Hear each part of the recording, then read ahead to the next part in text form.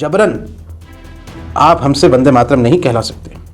हमने ये कहा कि जबरन आप किसी भी मुसलमान के गर्दन पर छुरी रख करके वंदे मातरम नहीं बुलाया जा सकता। जो लोग वंदे मातरम का विरोध कर रहे हैं वे भारत माता का विरोध कर रहे हैं। कि अदालतें हुकूमतों के दबाव में काम कर रही हैं, अक़लियतों के आईनी हुकूक। मैं अपने धर्म का पालन अपने हिसाब से करूंगा, संविधान ने इसकी इजाजत दी है। कुछ लोग हैं कहेंगे खाएंगे रहेंगे हिंदुस्तान में, खाएंगे हिंदुस्तान में, लेकिन वंदे मातरम गाएंगे।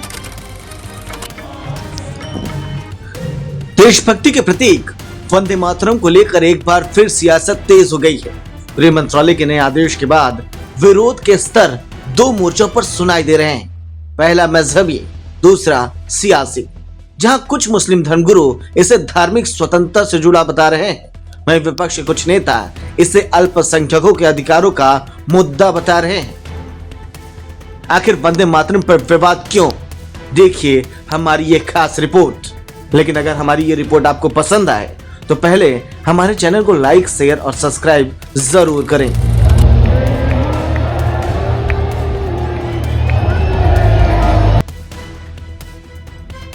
वंदे मातरम पर सियासत या मजहबी साजिश? गृह मंत्रालय के आदेश के बाद दो मोर्चों पर घमासान। वंदे मातरम देशभक्ति का वो गीत जिसने आजादी की लड़ाई में नई ऊर्जा भरी, लेकिन अब गृह मंत्रालय के एक आदेश के बाद ये गीत फिर विवादों में है। गृह मंत्रालय के फैसले के खिलाफ एक खास इकोसिस्टम सक्रिय नजर आ रहा है। इसमें सबसे पहला नाम है जमीयत उलमा हिंद के अध्यक्ष अरशद मदनी का। अरशद मदनी ने इस फैसले पर पक्षपाती और जबरन थोपा गया बताया।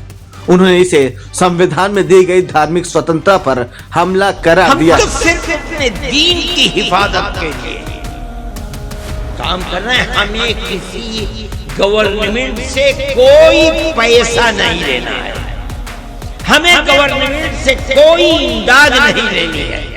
हम अपने मदरसे और मस्जिद को खुद चलाएंगे। 85 वर्षीय अरशद मदनी इससे पहले भी वंदे मातरम को लेकर विवादित बयान दे चुके हैं। अब गृह मंत्रालय के नए आदेश के बाद उन्होंने फिर से इसे मजहबी रंग देने की कोशिश की। सिर्फ अरशद मदनी ही नहीं, उनके भतीजे महमूद मदनी भी इस मुद्दे पर सक्रिय हैं।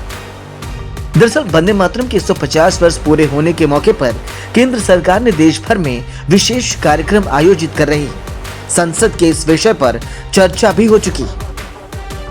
इस कड़ी में गृह मंत्रालय ने नया प्रोटोकॉल जारी किया है। गृह मंत्रालय का आदेश है, आधिकारिक आवासों पर 3 मिनट 10 सेकेंड तक 6 छंदों वाला संस्करण बजेगा।